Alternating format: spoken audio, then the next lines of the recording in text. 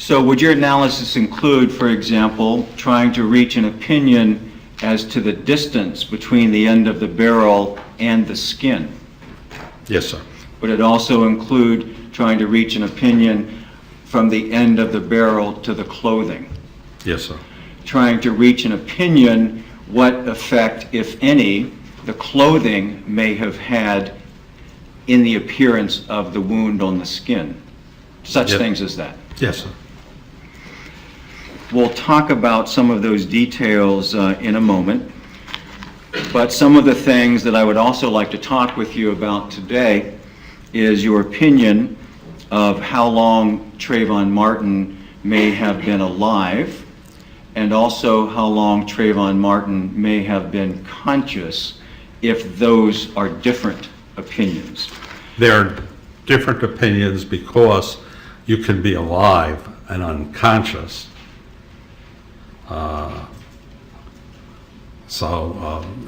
Right, they're two separate things. We'll talk about that more. I also want to ask you some questions about the injuries that Mr. Zimmerman sustained that are reflected in the photographs taken by the Sanford Police Department. Did you have access to those photographs and the chance to review them? Yes, sir, I did.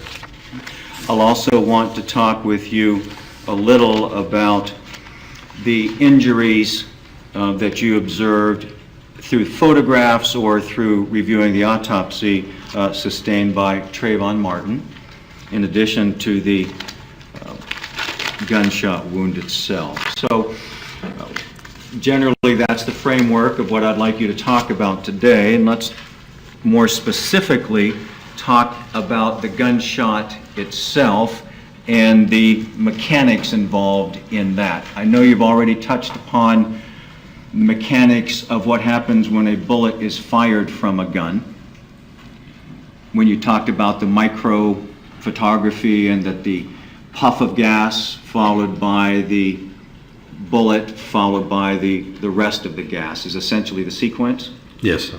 So let's talk about the evidence in this case. Would you describe for the jury what you saw when you looked at the photographs of the clothing that Mr. Martin had and the photographs of the wound to his skin and the gunshot or the tattooing that was referenced in the autopsy report? Can you put all that together for us? Yes, sir. The photographs show a contact discharge of the weapon against the clothing.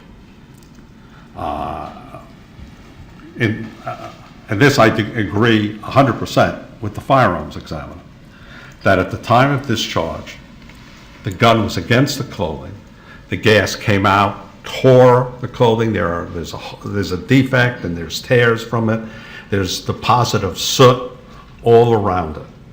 And so what you know is that the muzzle was in contact with the clothing at the time of discharge. And again, this is what the firearms examiner said, and she also did, I believe, some experiments proving that. When you look at the wound in the chest, there's a different picture.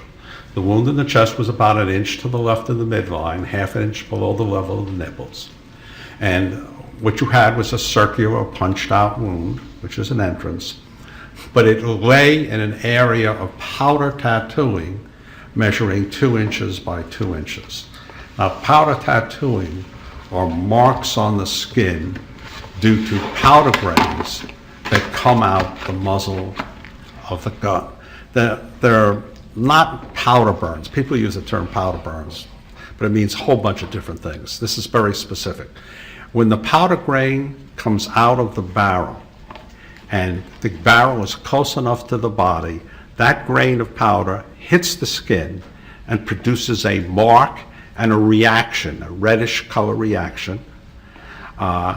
And these marks are called powder tattoo marks. Some people call them, use other terms, but the powder tattoo marks. They use the term stippling, but I prefer powder tattoo marks. And this indicates that a grain of powder has hit the skin and the person was alive at the time.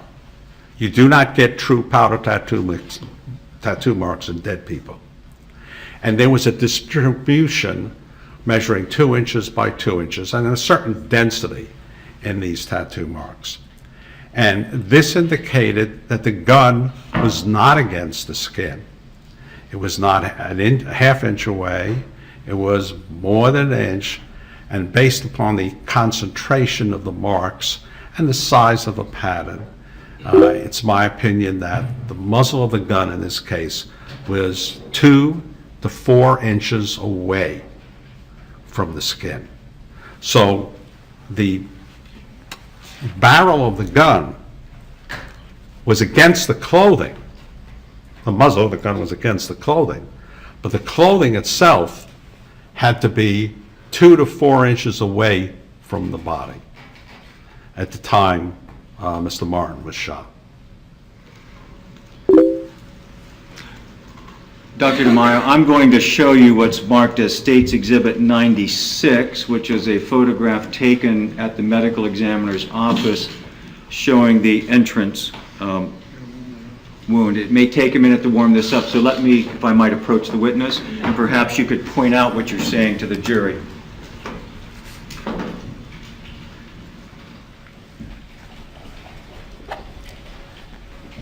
Yes, sir.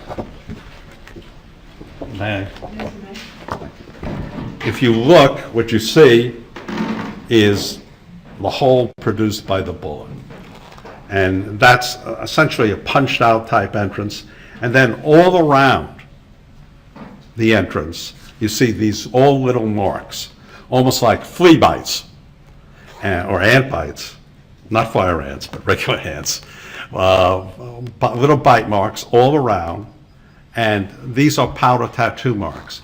And because they're red and reddish brown, that indicates the person was alive. And if you notice, there's a variation in the density, and there's a measurement of about 2 inches by 2 inches, according to the autopsy report. This indicates, again, that he was alive at the time he was shot, and that the muzzle was not in contact, but had to be back.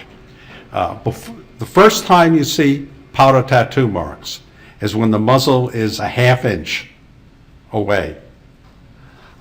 Less than half inch, you don't see tattoo marks. And then as you begin to move the barrel away, the area of tattooing begins to get bigger and bigger and bigger. And then as it increases in range, your density will decrease. This is a fairly heavy density, so you know it's less than 6 inches and such. And the density decreases until finally the tattoo marks disappear.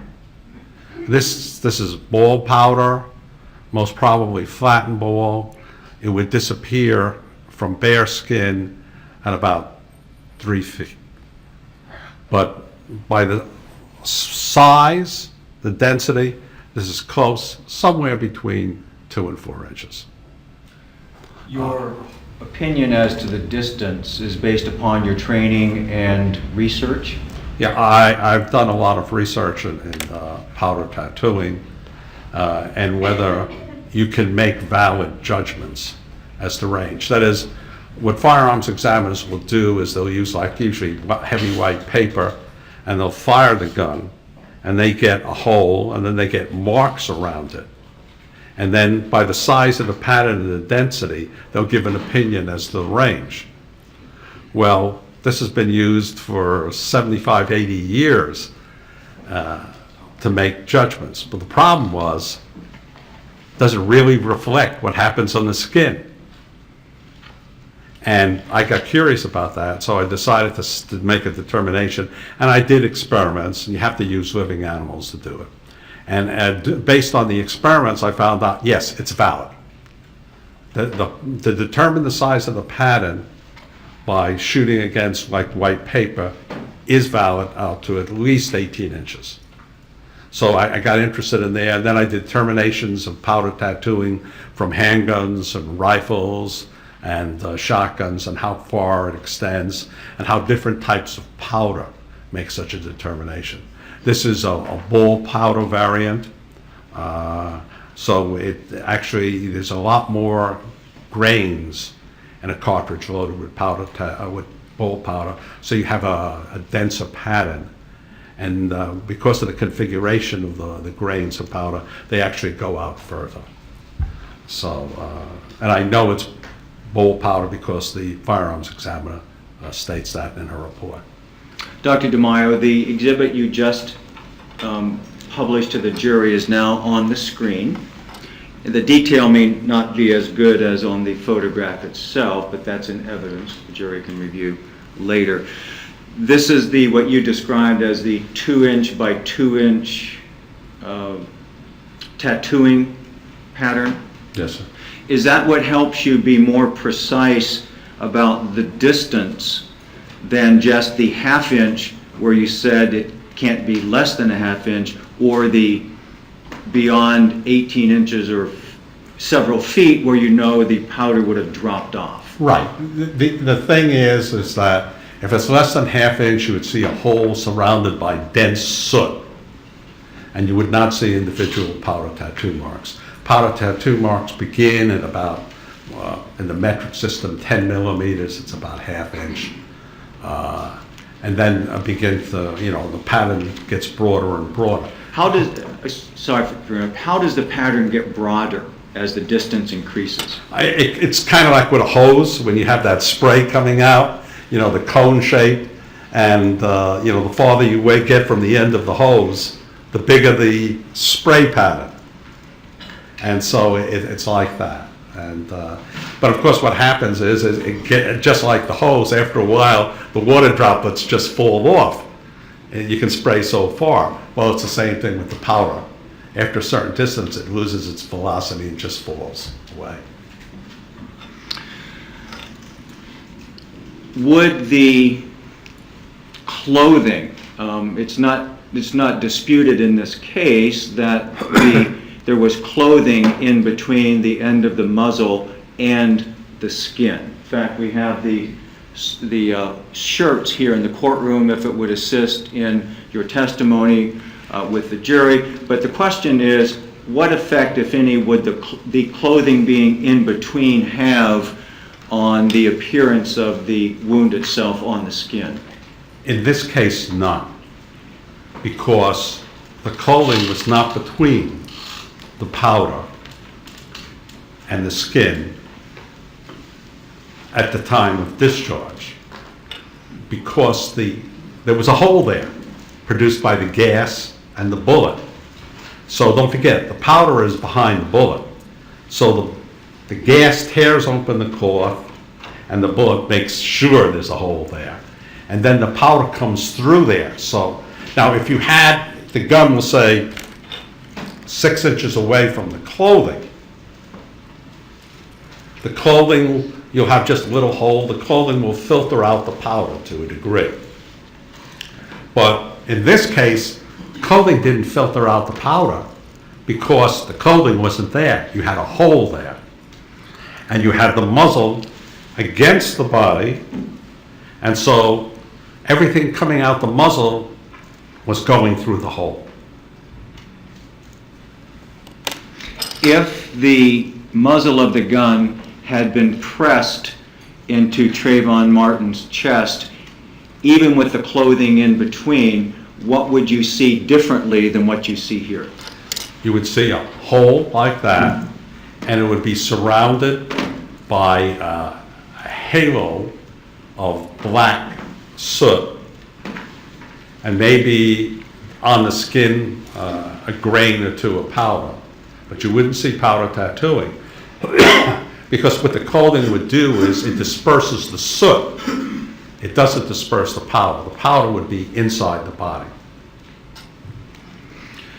From a medical examiner's standpoint, with your training and experience, literally having written the book, is this a hard call for you? No. This is basic, 101.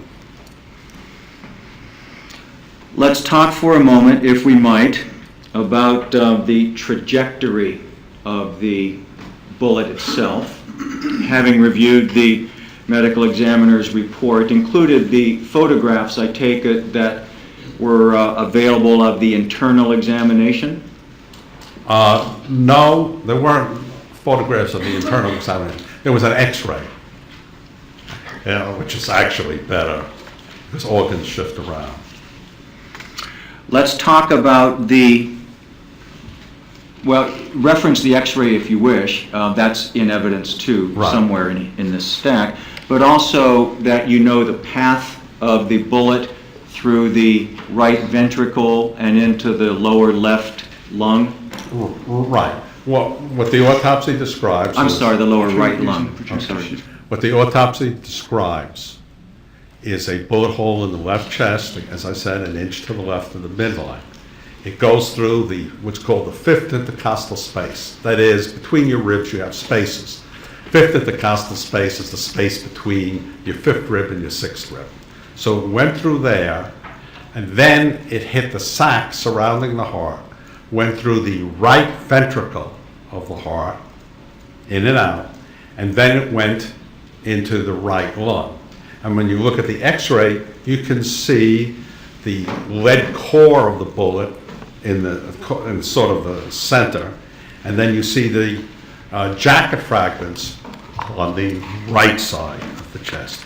So the bullet really went from the deceased's front to his back and from his left to his right, because it went into the right lung. And it started out on the left side.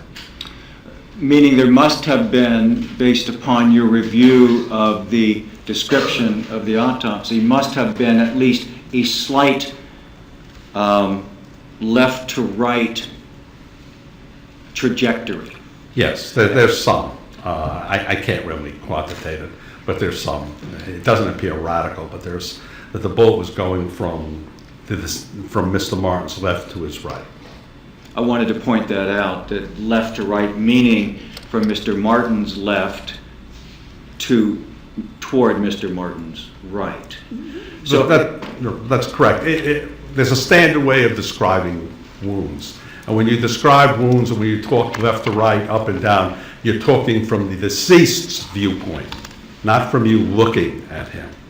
So whenever I would say like front to back, it means Mr. Martin's front to his back, his left to his right. In other words, it was not precisely a straight-on shot.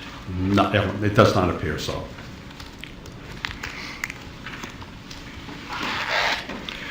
Let's talk for a moment about the mechanics of that shot, putting together the defect on the clothing. That's a result of contact with the muzzle. That you believe that the distance between the clothing and the skin was somewhere between 2 and 4 inches, not a contact.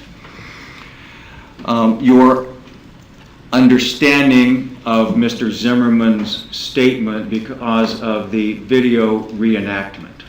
Your work, essentially, your task was to determine whether the medical evidence was consistent with what Mr. Zimmerman said happened. Is that a good That's summary? correct, sir. Okay. Let's talk about that for a moment. First of all, were you aware that Mr. Zimmerman said that Trayvon Martin was straddling him Yes, sir. and leaning over him, Yes, sir. and that Mr. Zimmerman had the gun in his right hand? Yes, sir. And if you would describe then what you know about that sequence of events compared with the medical, forensic, and gunshot evidence.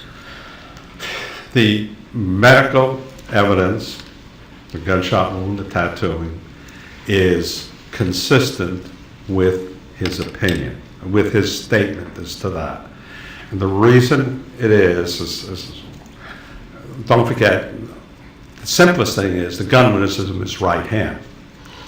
So if you're going to shoot somebody and you're right-handed and you're really close to them, there's the natural inclination to, with the twist, the hand, that the bullet will tend to go from the deceased left to his right, okay? But that's a minor point. The most important point is the nature of the defect in the clothing and the powder tattooing. That is, if you lean over somebody, you will notice that the clothing tends to fall away from the chest.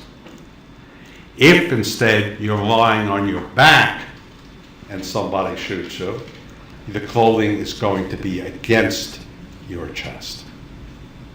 So that the fact that we know the clothing was 2 to 4 inches away is consistent with somebody leaning over the person doing the shooting, and that the clothing is 2 to 4 inches away from the person firing. You may consider, in your opinion as well, that the clothing was wet. Mr. Martin's shirt was described as being damp, that it had been raining that night, and that when it was photographed at the medical examiner's office the next day, it was obviously wet in places. You may also consider that the responding officers found an unopened can of a beverage in the front pouch of Mr. Martin's hooded sweatshirt. This is in evidence as Exhibit 148, an unopened 23-ounce can of a fruit beverage. Yes. Do you find those facts consistent with what you saw, as well as consistent with what Mr. Zimmerman said happened? This would tend to reinforce, because the reason that the clothing, as you bend forward, the clothing falls away from the body is gravity. Now, if you have wet clothing, clothing's heavier, and there's going to be a greater tendency to fall. And if you have something in the front pulling the shirt down as you lean over, again, it tends to pull away from the body. So the wound itself, by the gap, by the powder tattooing, in the face of contact of the clothing, indicates that this is consistent with Mr. Zimmerman's account that Mr. Martin was over him, leaning forward at the time he was shot.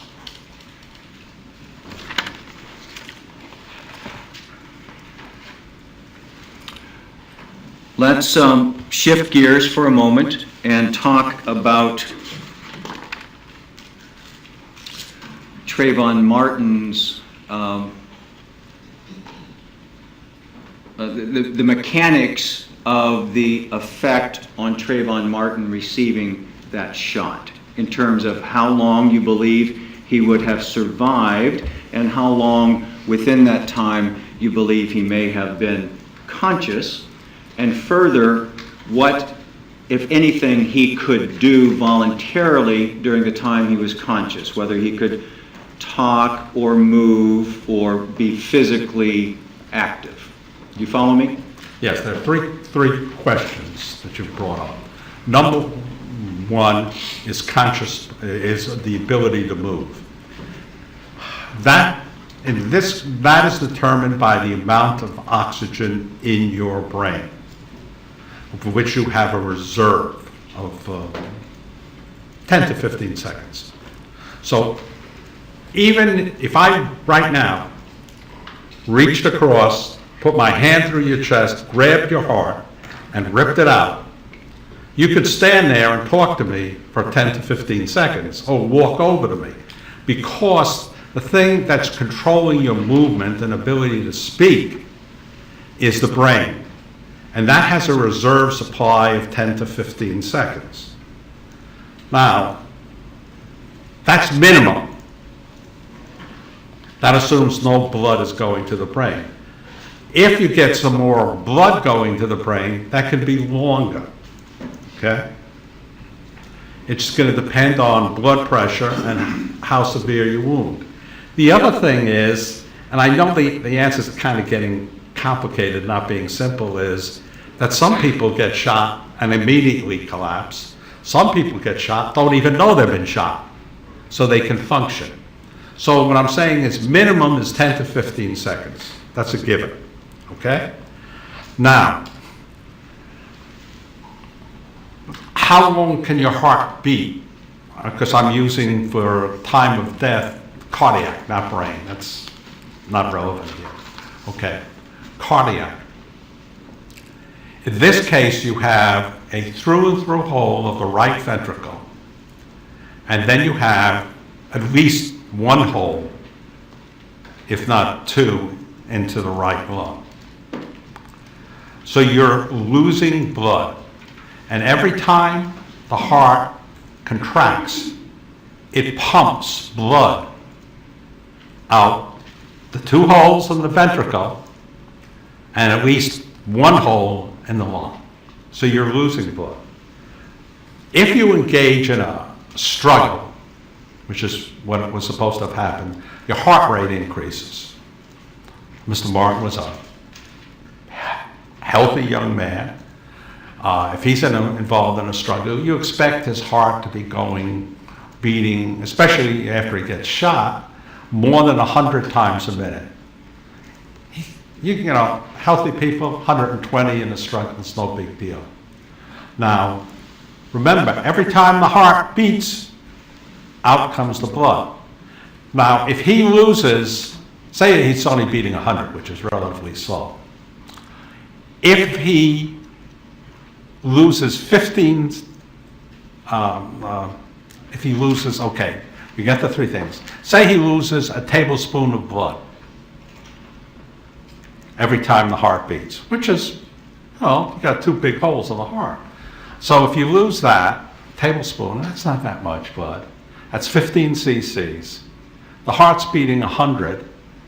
You're losing 1,500 cc's in a minute. That's about a quarter of his blood supply.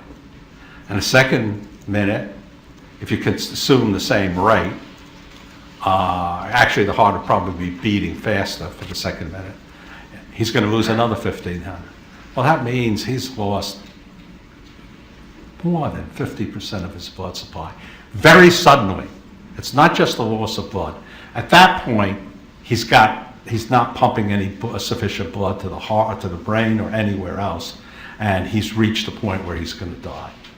So, assuming these conditions, in all probability, nothing's 100%, he's going to be dead within 1 to 3 minutes after being shot, in this case. Now, all I'm talking about is heart effectively pumping blood.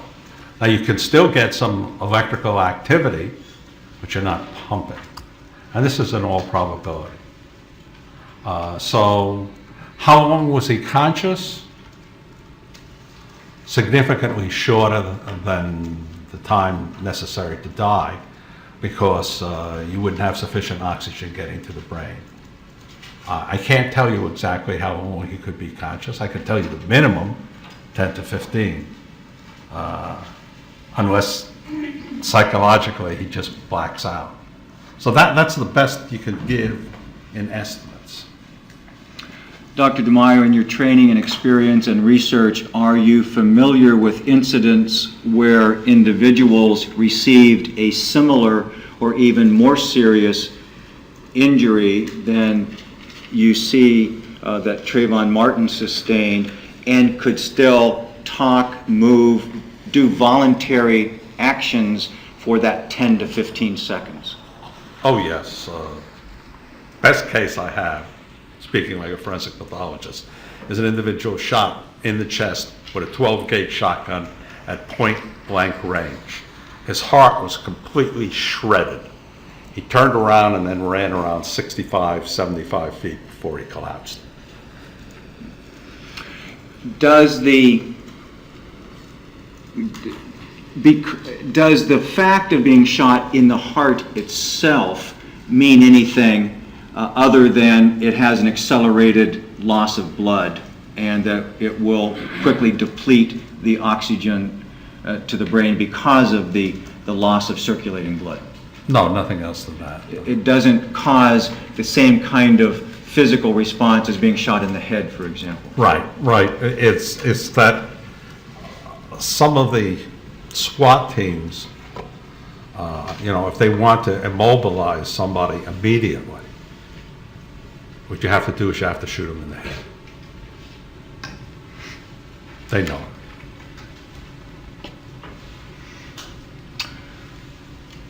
From what I understand you to say, then, for at least 10 to 15 seconds after Mr. Martin sustained the shot, he would have been capable of talking and of voluntary movement. He could, right. Some people just lose consciousness immediately. It's psychological, it's not physical. But he has the potential for 10 to 15 seconds minimum, right? Which could include then moving his arms from an outstretched position to underneath his body. Sustained. Could that include moving his arms from an outreached position to underneath his body during that 10 to 15 seconds? Yes.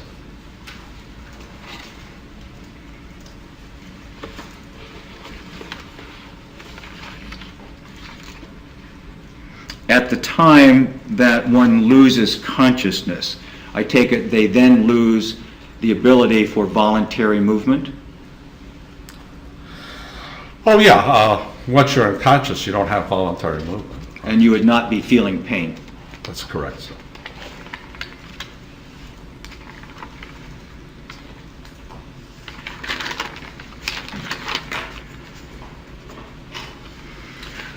Let's talk for a moment about the injury to Trayvon Martin's knuckle.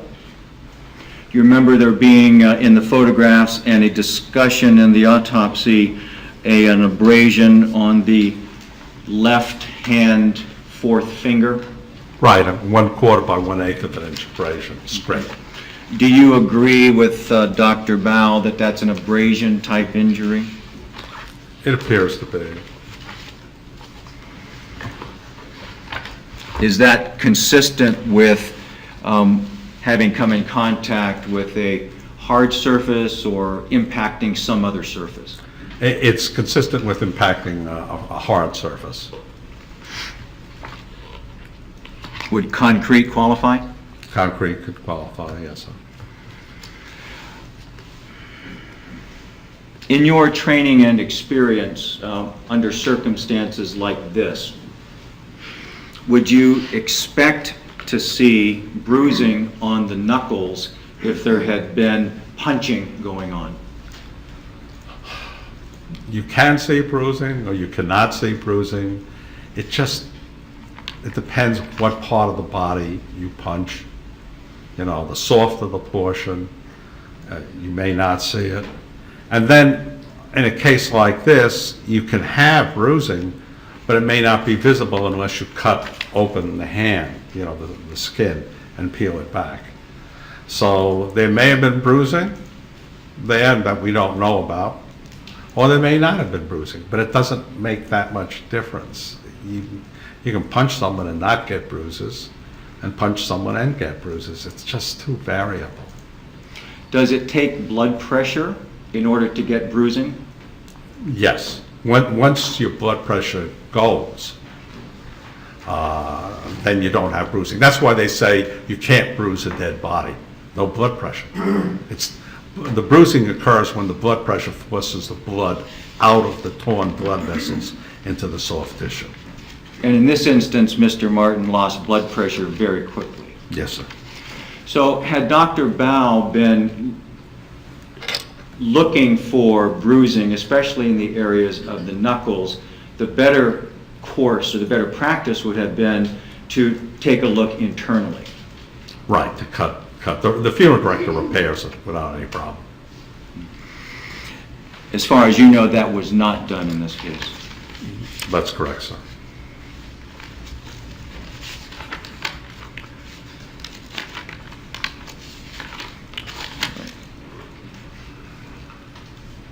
Let's then move, if we might, to the injuries that George Zimmerman sustained. Yes, sir. You've been provided photographs that were taken at the scene of his bloody nose, is that right? Yes, sir. And a photograph that was taken of the back of his head showing some streaming blood. Yes, sir. And were you also provided with copies of the photographs that were taken later that night, some 4.5 hours later, by the Sanford Police Department? Yes. Let's talk then a little about head trauma. Let's talk about the mechanisms or the mechanics of blunt force injury to the head. Yes, sir. What happens when somebody's hit in the head, either by a fist or has their head impacted against a hard surface like concrete? Well, okay.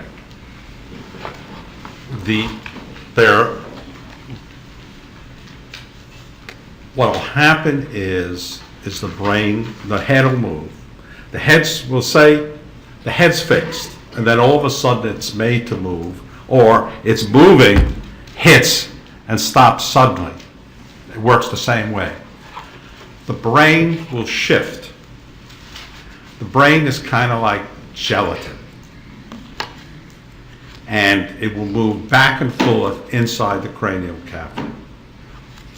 And as it moves back and forth, there's three possibilities. One, you get bruising by impacting the bone inside.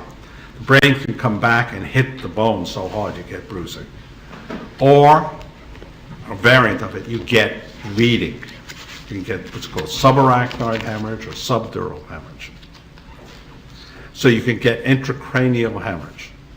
And if the intracranial hemorrhage is sufficient enough, it can kill you. The other type of injury you can get to the brain is axonal injury. The brain is a mass of brain cells, and they're all connected together, and the connection in part is through fibers called axons that run from one cell to another cell, and it passes down certain chemicals which activate the cells. Now the axons, as I said, are elongated, run from cell to cell. When the brain moves, of course, back and forth due to impacts, the axons will be stretched to a certain degree. Within limited motion, the way we are walking around and such, or even bumping your head, it's no big deal because the axons can take that. If the movement is very violent, it stretches the axons, and this causes injury to the wall. If the movement, which is more violent, is relatively mild, the injury is repaired by the axon, and there's no problem. And then there's a gradual increase in force until you get something like an automobile accident where, you run into something and your head goes forward and hits the panel. That force is so great that it will injure these axons and they will not be able to be repaired, and they die. Now, luckily, you have a lot of brain cells and a lot of connections, so you can lose a good number of brain cells and still be all right. But at some point, you will have impairment, and at some point, you're going to die. So, impacts of the head with its hard surface like concrete, say, what you worry about is the intracranial bleeding and some axonal injury. More likely the intracranial bleeding than axonal injury, to be honest. And so it's always dangerous The thing is, it's like, if you hit your head here on the floor, it's carpet, it absorbs. Concrete doesn't yield. When your head hits concrete, your head yields, not the concrete. So it's dangerous. Could you kill somebody? Sure, if you bang them hard enough.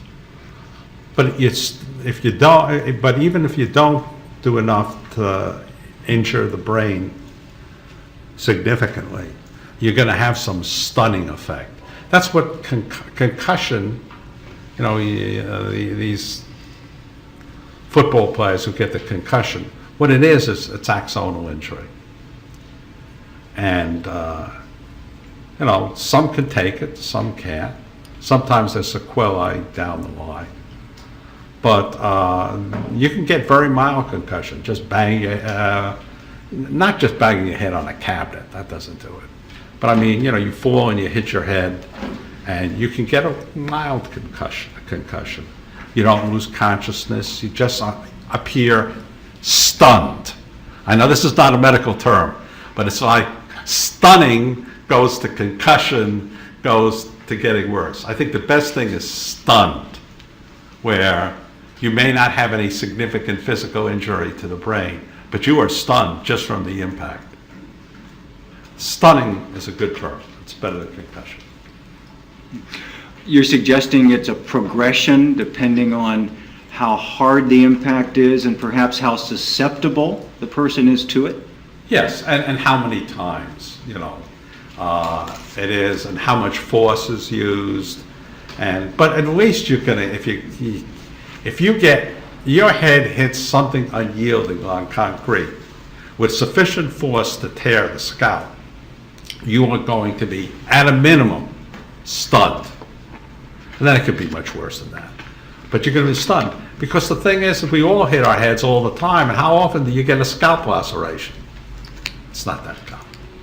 Even in people who have their hair cropped, or, like a lot of people in this courtroom, are bald. That removes a little of the cushion. But, the thing is when you have lacerations, there's some trauma. Dr. DeMaio, you were talking specifically about lacerations to the scalp. I know that you've received the photographs and reviewed the evidence that George Zimmerman had 2 lacerations to the back of his head. If I might have the lights for a moment, Your Honor, I'd like to show State's Exhibit 76. This has been identified as the photograph.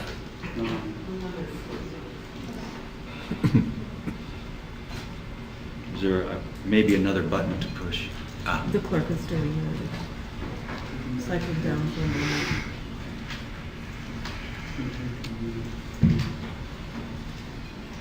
I'll hold it up for you in the meantime. This has been identified as State's 76, the very first photo taken of George Zimmerman that night by Jonathan Manalo. You've seen this before? Yes, sir. Does this evidence some bleeding to the back of the head? Yes, so there's 2 sites of bleeding, you can say. Two wound sites, if you will. Where you're bleeding, right. A laceration, it's a tear in the skin. I'll stick that here on the projector, just as a frame of reference. Okay, that's the first picture. And then you later saw pictures where some of the blood had been wiped away. Right.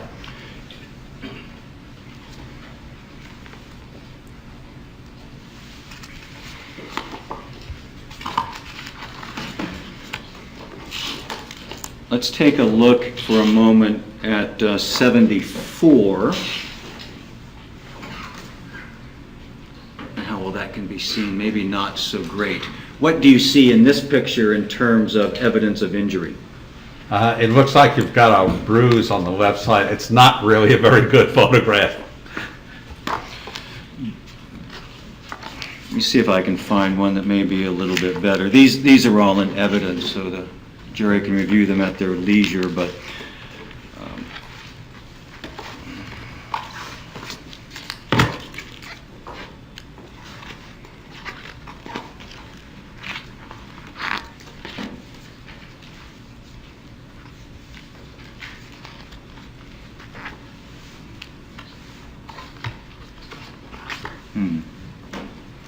They aren't in sequential order, so I'm struggling here a bit. Let me see if I can find it easily. If not, we will move on.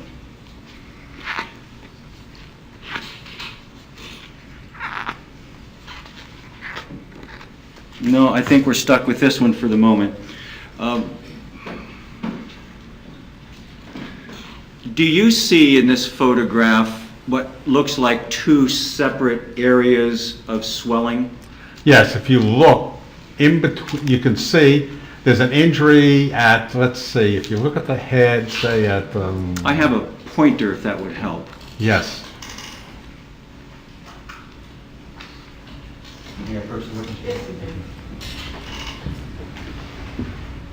It's the top button. Look at where. That's a better picture. There's an injury here and here, which are probably represent the lacerations, since it looks like clotted blood. But if you look right in between, there's kind of a valley. And the reason is that this impact site is swollen. And then this is swollen here. So this is not swollen. So you know that there are two separate impacts. One impact here, producing two separate lacerations with an area in between that is not swollen. And the swollen is due to you know, just a bleeding under the scalp. That's what it is. The knot or the lump that people get after hitting their head on something hard is blood as opposed to some other fluid? It's blood, right. It's Talk for a moment if the you medical would. term is hematoma, but knot is, I guess, non-medical acceptable. Talk for a moment, Dr. Maio, if you would, about the curvature of the head and why you're confident that's two separate impacts as opposed to one impact that could have caused all of the injuries that you see? Oh, well, okay, it's real simple. It's you've got an unyielding surface, so when the circular area hits it, it's going to flatten at the point of contact. And it's not going to flatten 3 inches on the other side. You have to move it over. And on top of that, you can see if it was one impact, it would be swollen between the two. But here you've got two areas of swelling, so they're separate.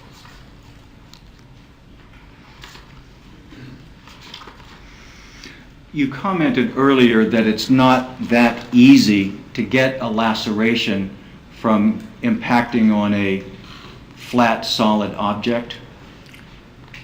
Yeah, because it takes sufficient force. I mean, everyone bangs their head and has fallen and hit their head. You don't get lacerations, you know. What's the mechanism by which the laceration occurs, where the skin is split in some way? There's two ways you can get a laceration.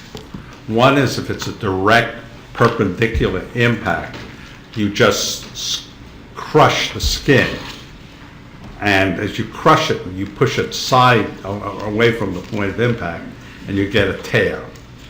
The other is if you hit it at an angle such that you bang it and slide, the concrete, or not concrete, the surface holds one edge, and the rest of the moving head pulls against that, and so you tear.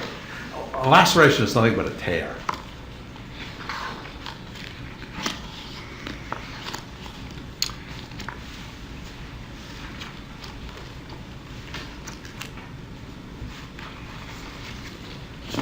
Here's the picture I was looking for. Let me substitute this. This is Exhibit 57, and see if there's anything else here that more clearly shows what you were talking about.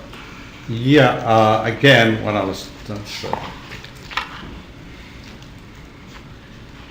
you can see that there's a swelling here, and there's like a little valley here, and it's swollen here, and then it's swollen here, and there's a laceration here, and this is a blood clot over a laceration. One of the lacerations is almost an inch, and the other one is like a fifth of an inch. But the wounds aren't cleaned up when they took the photograph, so you can't say which is which. Is the laceration itself a significant injury?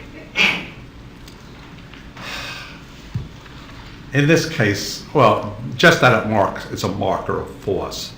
In theory, if you get a real bad laceration, rarely, I've seen it maybe twice, people have actually bled to death from lacerations of the scalp, but not like this type of laceration. When you say it's a marker of force, are you saying that it represents something other than just the actual injury itself? Right, it indicates that you've had severe force because it's not like you just bump your head or something like that. Would it be possible to have your head struck on something hard enough to ring the bell or stun you that wouldn't actually leave a mark visible some hours later on the outside of the scalp? Oh, sure. You see that a lot in abused children, where there's not a mark on their head, and then you get inside, they've even got skull fractures. So you can get severe trauma to the head without external injury, actually. That's why they're always doing CT scans, when you have head trauma. So the presence of the injury on the outside, are you saying doesn't necessarily mean there wasn't additional impact, or that the impact itself was minor? Okay. What I'm saying is that you can get severe head trauma, but actually without any marks on the head. Or you can get marks, lacerations and contusions, and have head trauma. They're not necessarily, more commonly when you get severe head trauma, you have some injury to the scalp. But you can get severe head trauma without a mark on the scalp, too. Sort of gauging the amount of force necessary to cause those injuries alone, would that be enough force, in your opinion, to cause this stunning effect that you talked about? Oh, yes. Anyone who's ever had a real bang on the head knows you don't have to have a laceration or a big bruise to be, it's a transient type of thing, maybe 5-10 seconds, you kind of stunned. That's why that's a good term to use. Medically, the doctors would refer to it as a ultra mild concussion, but stunning would be a better thing, because people experience that, when they hit their heads, and they understand it, and it's not really of that much significance neurologically. If you sustained a stunning blow like this, and then you continued to receive additional blows to the head, would the additional blows continue to cause this stunning effect? Oh, yeah, yeah. So it may compound in a way? Yes, it's actually, if you get a concussion, even if it's mild, and then you, within a short period of time, get multiple other concussions, people have died. That's the, Friday night football, where they get it one week, and then they get another one the next week, and they'll collapse and die. It's a recognized syndrome. So in other words, these impacts could be cumulative just that night into multiple stunning effects, ultimately leading to a concussion? Oh, yeah. Well, they probably, by stunning, I'm using the term stunning, and I know any physicians listening to me are cringing, because essentially it's what it is. It's a very mild concussion. But stunning is kind of more, it's not an incapacitating thing. You're not knocked out.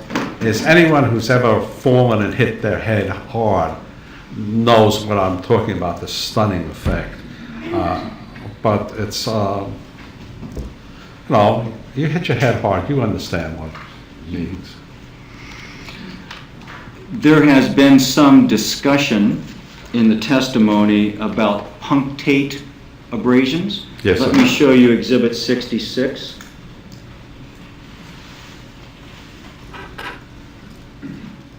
Are there punctate abrasions evident in this photo? They're right here. It's kind of washed out with the photograph, but you can see, little reddish markings, and that indicates that there was impact with a surface, flat surface, that was not really smooth like this wood here. If you hit your head on this wood here, you would not get punctate. You'd have to get something with a little non-flat surface, little edge to it. Would concrete of the nature that's used in your everyday sidewalk have that kind of surface? Yes, sir. Is this injury consistent with Mr. Zimmerman's head having impacted a sidewalk? Yes, sir. There is some, we were just checking to see if you care for some water. If you do. Oh, no.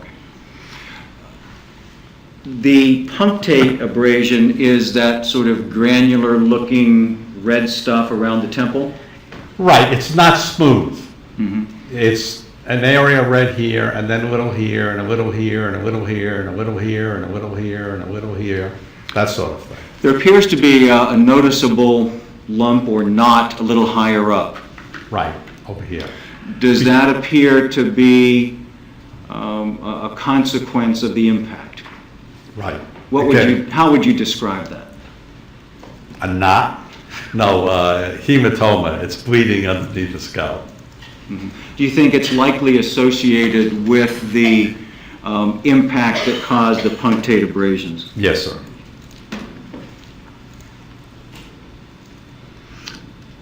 Could that then be those injuries caused by one or more impacts with the sidewalk? Yes, sir.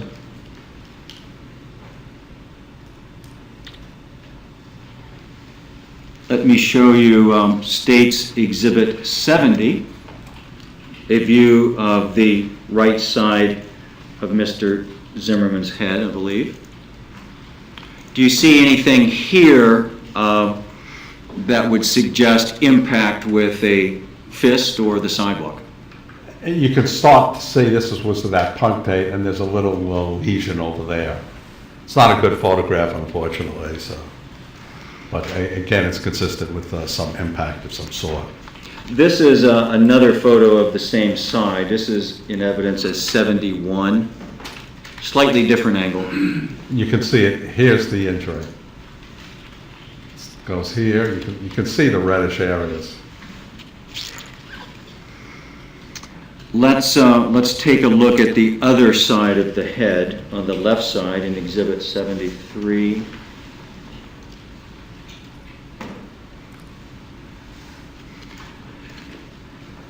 If I might take a moment, Your Honor, and approach the witness so the witness can see the actual photograph.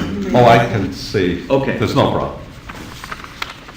What do you see in this photograph, Dr. DeMaio, that's consistent with blunt force trauma? Again, you see, this is a washed out photograph, but there's an area, there are marks right over here too. I would assume a print photograph would show it better, but there's some punctate marks over here. May I approach the witness just briefly, and then I'll return? Yes, you may. Just to show you this photograph itself. Exhibit 73.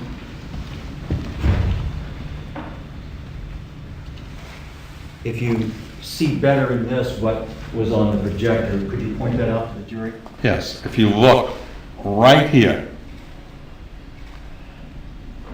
you can see an arc of punctate abrasions, and then kind of a pallid area, and then another arc right over here.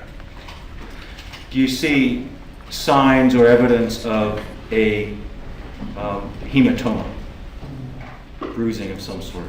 There's suggestion, but it's not as distinct as on the other side.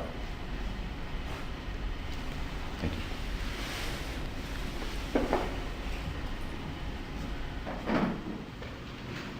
Let me approach one more time. I'd like to direct your attention, though, Doctor, to this area above the ear. That's the area I'm saying that it looks like it's swollen in that area, but it's hard to say definitely. I see. That's consistent with swelling as a result of blunt force trauma? Yes, sir.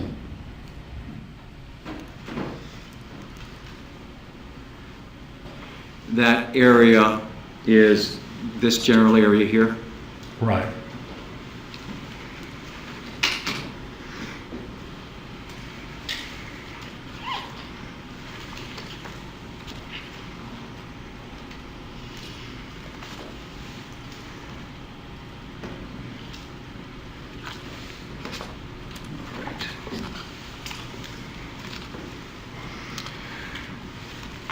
Dr. Maio, you have seen Exhibit 79, the first photograph taken at the scene of Mr. Zimmerman's face. Yes, sir. And what signs of trauma do you see in this picture? Well, you have to look at the original, but if you do, this appears bruised. But if you look at the outline of the nose here, and it shows up, and there's swelling here, a little abrasion there. Is this a better picture? Yes. Maybe I could approach the witness, Your Honor. Yes, you may.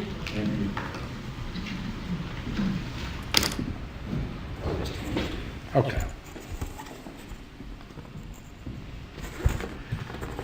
If you look at this, you can see there's congestion in the nose and there's an abrasion. But notice how the outline here is a smooth outline. Here, it bulges out and then comes back. And if you then compare it to another photograph, you see that this is consistent with a possible displaced fracture, because of the next photo taken of him in police custody, the swelling, which is only a few hours later, this swelling is not as prominent. And that's why I believe the EMS thought he had a fractured nose. And you can see there's a swelling right here. It's very prominent. It's just below the area where he's got a small abrasion. Is the injury you see in this exhibit consistent, this Exhibit 79, consistent with having been punched in the nose? Yes, sir. This is Exhibit 48. We'll put it on the projector and see if you can find the detail. This is represented as the photograph taken several hours later at the police department of Mr. Zimmerman's face. Right. Can you point out to the jury what you were referring to? If you look now at him, notice that swelling appears to be gone. Well, if you get, it can't be gone if it's just blood. So this is strongly suggestive of the fact that what he had was a kind of a displaced fracture here, and that when he was maybe examined by the EMS or something, they just pushed it back in, either consciously or unconsciously. And so now it's just in place, and it's being held there by the muscle. Either way, whether or not the fracture was displaced or not, or even fractured, does the trauma that you see in that photograph and this photograph consistent with having been struck hard in the face? Right. And so it's there. And then, of course, there's another blow here.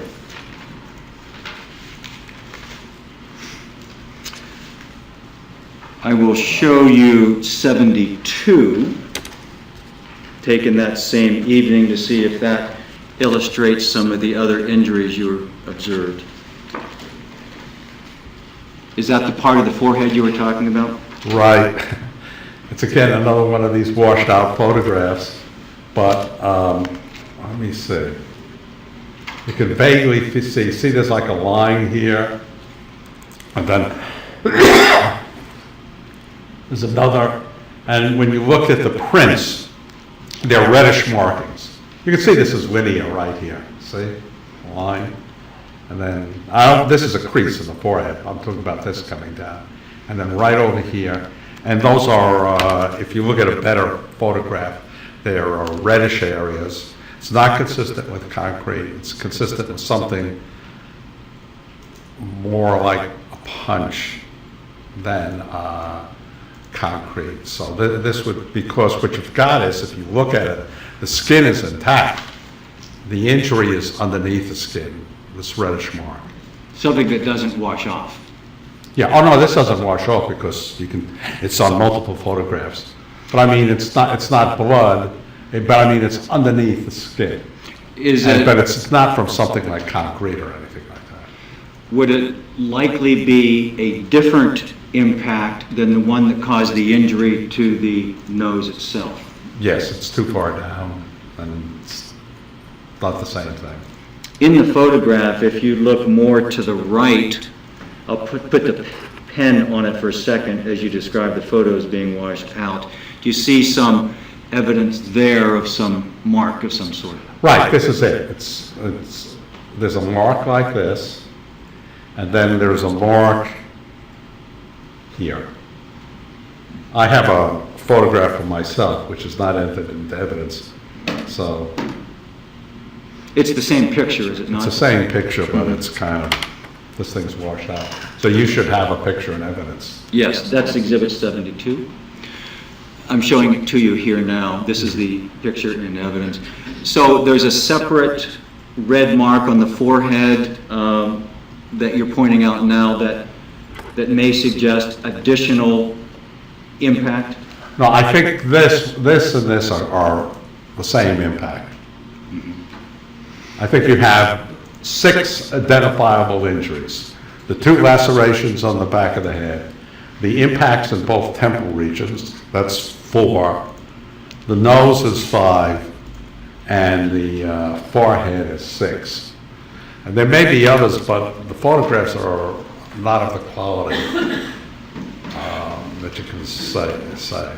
May there also have been impacts that, for one reason or another, may have landed but didn't actually manifest itself in a visible injury? Right. And Speculation. Sustained.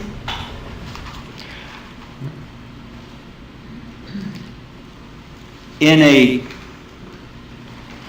fight situation where someone may be resisting the attack by someone else, would you expect them, for example, as they're being pushed toward the concrete, to resist by their muscles or their back trying to sit up, for example? I would assume so. So, consistent with what you see here, is it possible there may have been other impacts, but they weren't so pronounced because there was some ability to actually resist the full force of the impact? Objection, speculation. Overruled. Yes, I told you that, also in addition, the head wasn't cleaned of blood in some of the photographs. All I can say is there's definite evidence of 6 impacts. That does not mean that there were only 6, but the 6 I can say. Yeah, just a moment.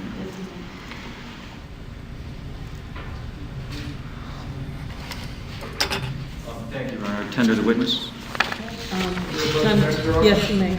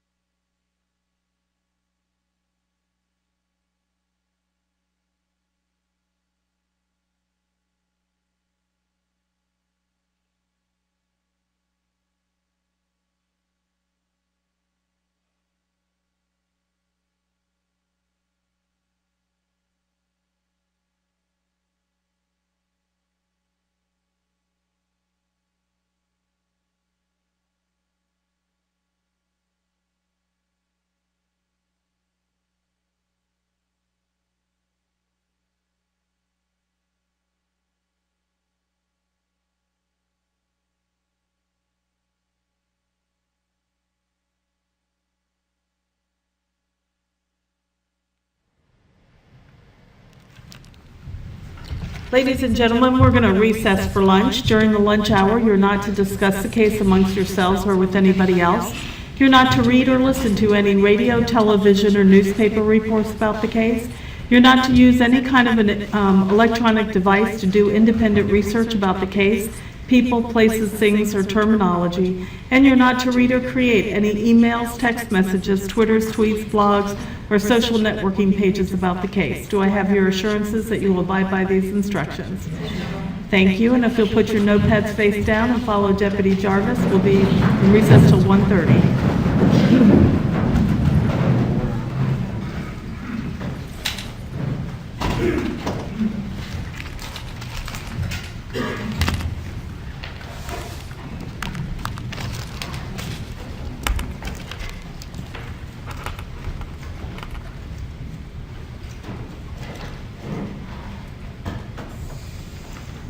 Maio, you're free to take your lunch break and be back at 1:30, but you cannot discuss your testimony with anybody, including the lawyers. Thank you. Okay, thank you very much. Court will be in recess until 1:30.